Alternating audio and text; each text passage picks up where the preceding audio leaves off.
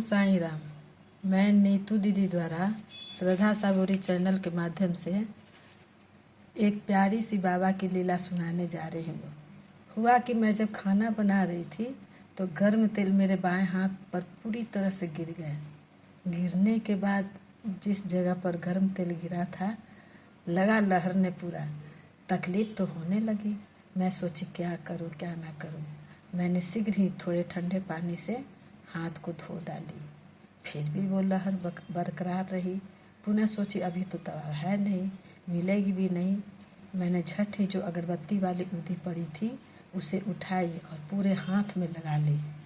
और लगाते समय मैंने बाबा से प्रेयर की, बाबा इसे जल्द ही ठीक कर दो। 10-15 मिनट के बाद जो जलन हो रही थी वो पूर्ण रूप से ठीक हो गई।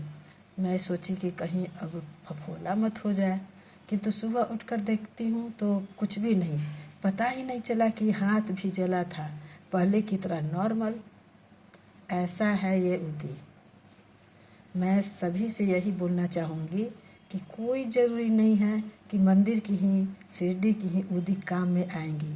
मंदिर की ऊदी यदि है तो कोई बात नहीं, नहीं रहे तो घर में अगरबत्ती की ऊदी भी काम कर जाती है। बस श्रद्धा एवं विश्वास रखना चाहिए। समय अनुसार विश्वास करे तो जमीन की मिट्टी भी ऊदी बन जाती है। रास्ते में है ऊदी नहीं है तो वही जमीन की धूल मिट्टी ऊदी बन जाती है। यह उतनी ही काम करती है जितनी मंदिर की ऊदी। सिर्फ विश्वास करने की ज़रूरत है। जय साईं राम। ओम साईं राम। सभी साईं भक्तों को ओम साईं राम, जय साईं राम। और जैसा कि आपने देखा होगा, आज ये जो वीडियो आपसे सुना रानी सिन्हा का वीडियो है। तो जब इन्होंने अनुभव हमको बताया सुबह की, दीदी ऐसा ऐसा मेरे साथ हुआ था और फिर हमें बहुत ही अगरबत्ती की ऊदी हमें इतना फ़ायदा कर गई। तो ये छोटे से ही शब्द हैं, शायद आप लोगों को लगे कि अरे ये तो नॉर्मल बात है, लेकिन सोचने के लिए बहुत ही बड़े हैं। कि लोग कहते हैं ना कि हमें शिरडी की ऊदी ही चाहिए तभी हमें शायद आराम मिले। लोग कहते हैं हम ऊदी ले रहे हैं, हमें क्यों नहीं आराम मिला है।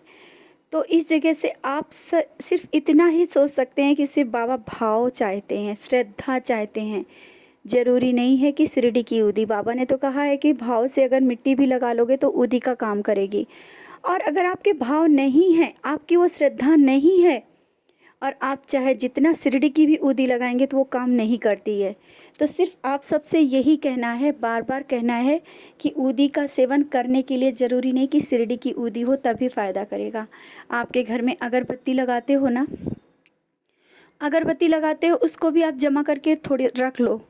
एक किसी में कुछ डब्बे रखो, उसमें अगरबत्ती की ऊदी रखते जाओ।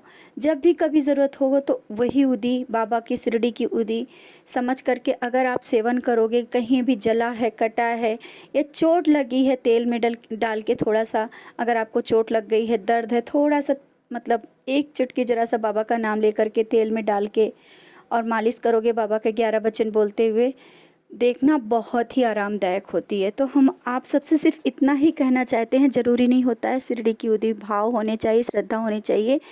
आपके घर में जो ऊदी है ना वही बहुत ही पावरफुल है। सिर्फ ये सोचना है कि ये जो ऊदी है ना ये शिरडी की ऊदी है। ये नहीं सोचना है कि अरे ये अगरबत्ती की हमारे घर की ऊदी है। हमारे घर में ही तो बाबा हैं, कहाँ भटकने की ज़रूरत है। उनके सामने जब 2 अगरबत्ती लगाते हैं ना वही तो धुनी हो गई, और वो धुनी की जो ऊदी होती वही तो ऊदी हो गई।